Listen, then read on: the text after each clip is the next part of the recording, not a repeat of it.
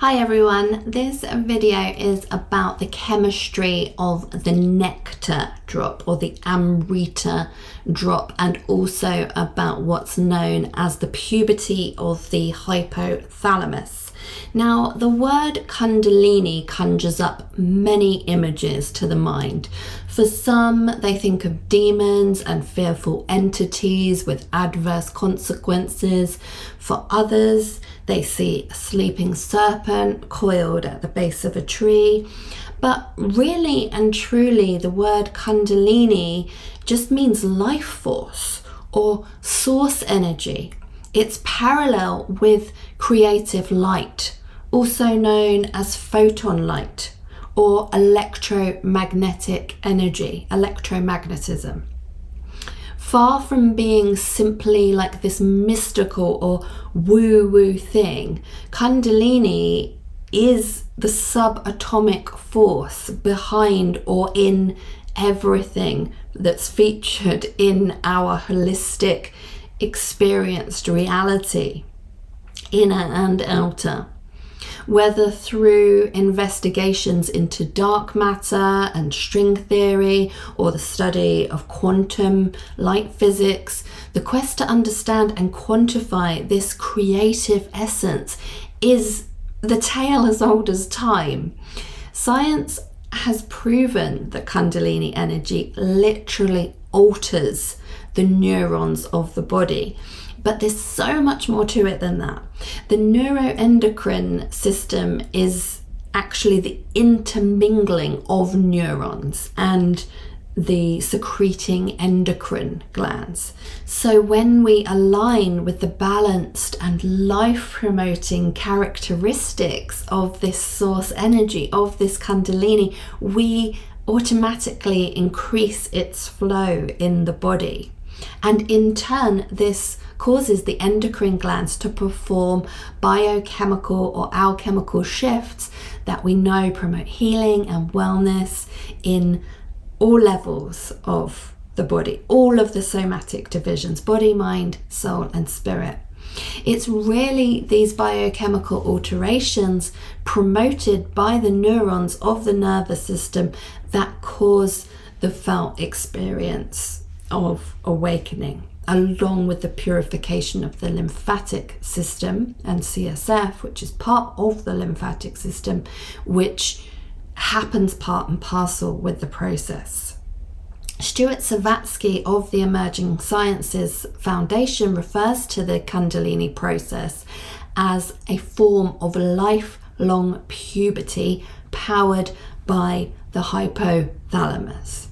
Studies show that when neurons of the hypothalamus area stimulated, the body creates a pleasure response. And this pleasure response includes the secretions of several chemicals into the body. Some of these, like oxytocin, the love hormone, have been discussed on this channel in great depth before. But an additional chemical included in the transformational bliss response of the hypothalamus is immunoglobulin A, also known as IgA.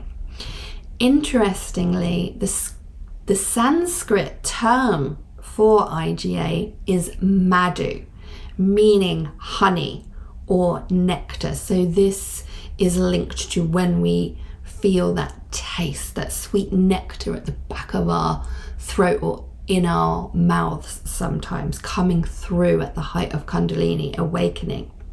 And experts suggest that this substance is exactly responsible for that sweet flavor, the Amrita, the nectar of the gods.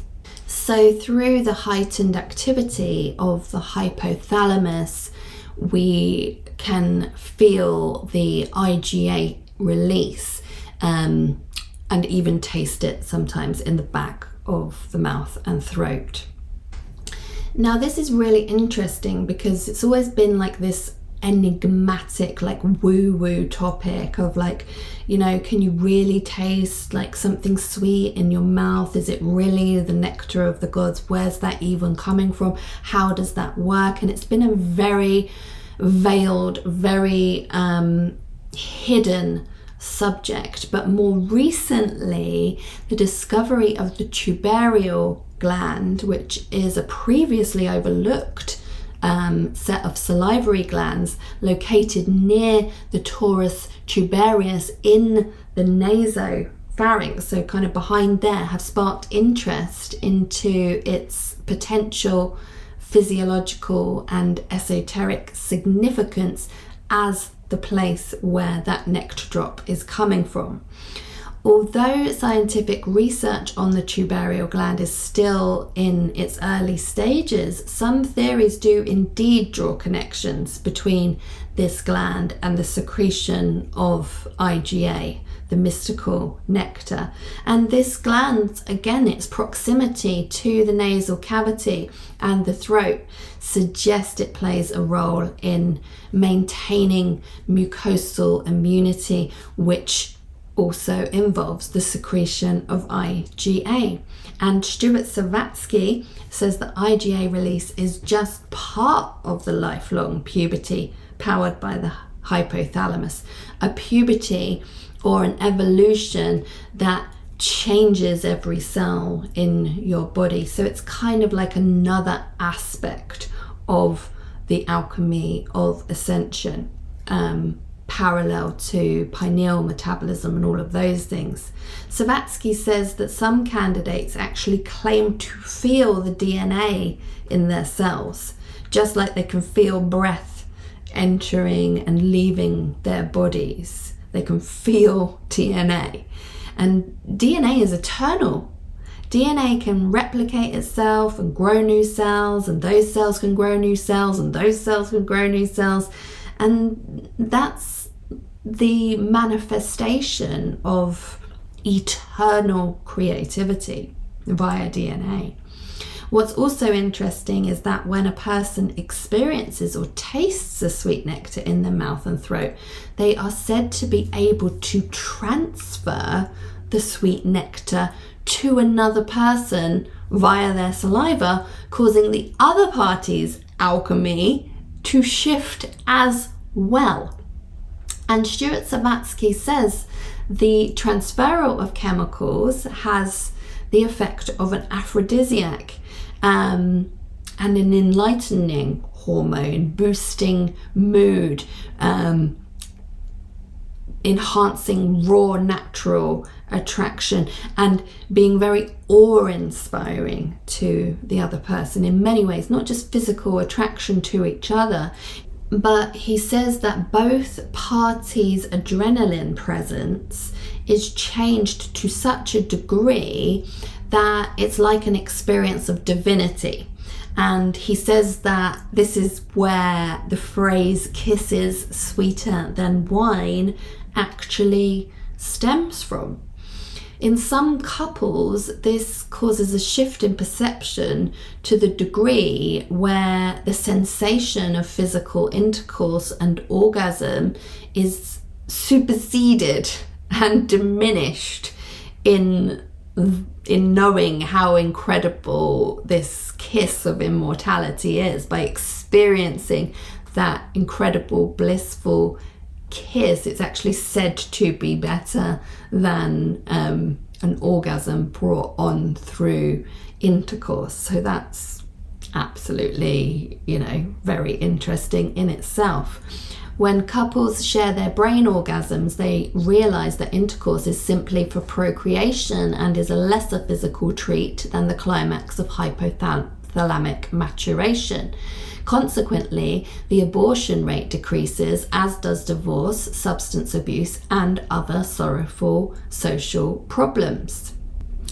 So, how do we access or promote this lifelong puberty powered by the hypothalamus and experience for ourselves the miraculous phenomena of the sweet nectar dropping into our mouths? Well, it's my opinion that many of us have actually already tapped into this so-called hypothalamic puberty via the sacred secretion practices that we've outlined many times before, I know many shifts in consciousness and bodily experiences have occurred as a result of many people's devotion to their spiritual path already. But another practice that can specifically promote the nectar drop is what's known as kachari mudra, which is an exercise that I briefly outlined in Elevation, the Divine Power of the Human Body, which is a study of the Book of Revelation. If you're looking for ways in which to balance your energy and ignite the Sushumna Nadi, research Kachari Mudra, a breath technique where the tongue is placed at the roof of the mouth. The nobles held their peace, and their tongue cleaved the roof of their mouth. Job 29:10. So the Job scripture alludes to the practice of Kachari Mudra, a breath exercise and a tongue asana, so a tongue posture that stimulates the pituitary cradle, and so also this new gland that they found, the tubercle glands. And to practice this exercise, you need to sit with your back nice and straight, either on the floor or on a chair, and close your eyes. And then what you do is you'll roll your tongue backwards as if you were trying to extend it down your throat. Then you take deep nasal breaths with your tongue in that posture, in and out. And you should probably only start with 3 to 5 minutes of this a day, as it is an advanced kundalini exercise, and then you can progress from there depending on how you feel. And I did actually used to practice this when I was writing Elevation quite regularly, and although I don't remember specifically having a drop of anything going down my throat, I do remember like the feelings and the vibrations of my throat chakra and my mouth changing, and feeling like the tastes of a lot of different food had changed, and having like waking up with a certain like sweetness in my mouth. So I think that was probably like a mild experience of the nectar drop. Other than Kachari Mudra, alternate nostril breathing is said to promote hypothalamus activity as well. And interestingly, alternate nostril breathing is the only pranayama that they mention in the Bhagavad Gita. And the Book of Job also highlights the unity between God's presence and our own breath. All the while my breath is in me, and the Spirit of God is in my nostrils. And we know that nasal breathing is also associated with nitric oxide stimulation, and nitric oxide is a parallel with Kundalini energy, or at least very much intrinsically related to it, as we've seen in previous videos. So again, we're seeing here that the nostrils and nasal breathing is very important to our spiritual development and to the transformations of our body. And I think it's included in our holy books because it's essential and powerful to awaken hypothalamus puberty. It balances the Ida and Pingala nadis from the base of the spine all the way up to the hypothalamus, allowing the Sushumna Nadi to open. So this again is all part and parcel with all the various symptoms of awakening. And you can use this alternate nostril breathing guided video that I did previously as a start, and then you can progress and change your own practice from there. Remember to maintain thoughts of gratitude while you're doing any breathing exercise to ensure that your frequency stays in an optimum vibration. This breath and this knowledge are the divine gift. They are it. This is it.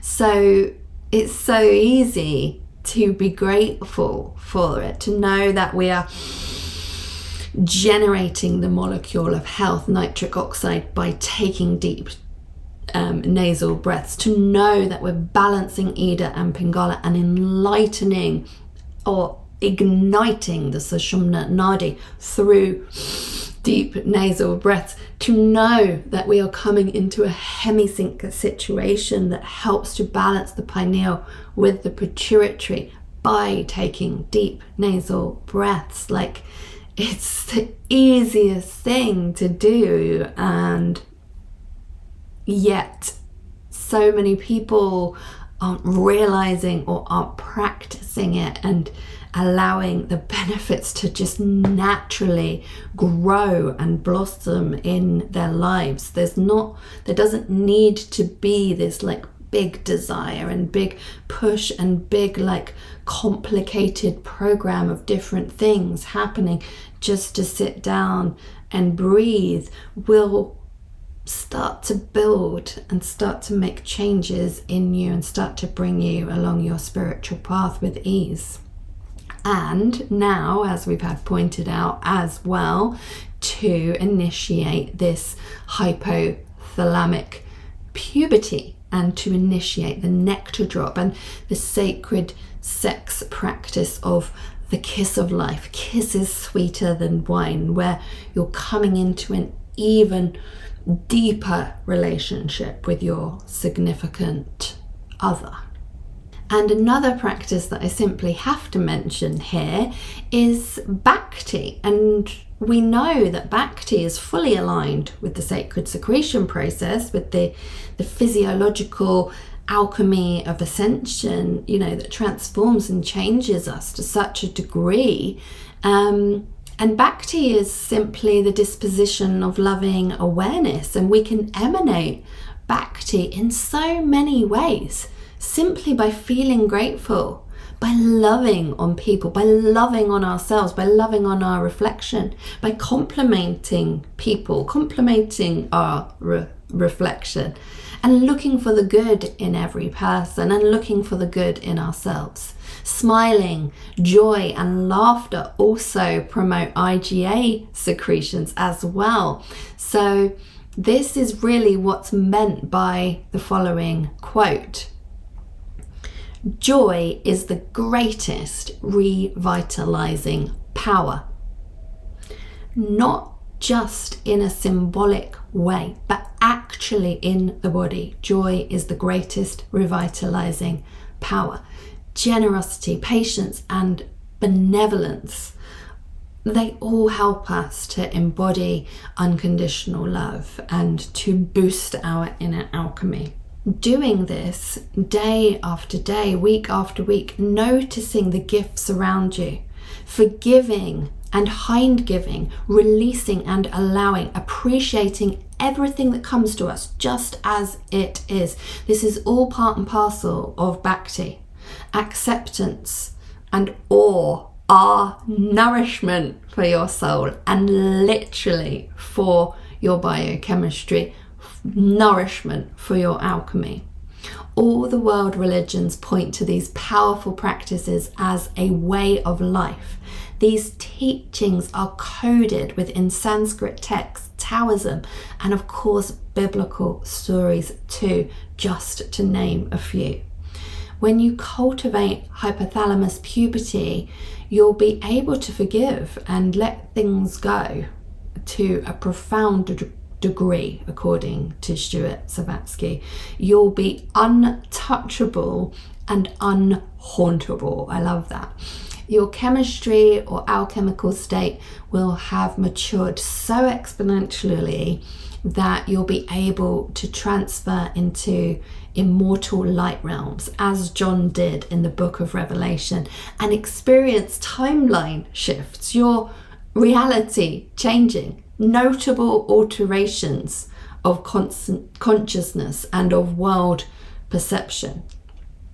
So, in conclusion, kundalini, the fundamental source energy, is more than a mystical concept. It's the subatomic force behind all reality. Its awakening initiates profound biochemical changes, particularly in the neuroendocrine system, promoting healing and heightened consciousness. What's known as the lifelong puberty driven by the hypothalamus also initiates this transformational process, which is partially fueled by immunoglobulin A, by IgA, and those secretions are linked to the mystical Amrita, or the nectar of spiritual bliss. Practices such as kachari, mudra, and alternate nostril breathing stimulate hypothalamus activity, enhancing kundalini flow and spiritual awakening. So again, by embracing love, gratitude, and joy, we align with transformative energy, fostering our own personal growth and a deeper personal connection to the divine. This inner alchemy transcends the ordinary, opening us up to eternal creativity and to higher states of being. So I really hope that you enjoyed this video. Thank you very much for watching. I look forward to reading your comments below, and as always, the links to my books and courses and other resources are in the description box below this video. May divine love manifest itself in you all, always and in all ways. Namaste.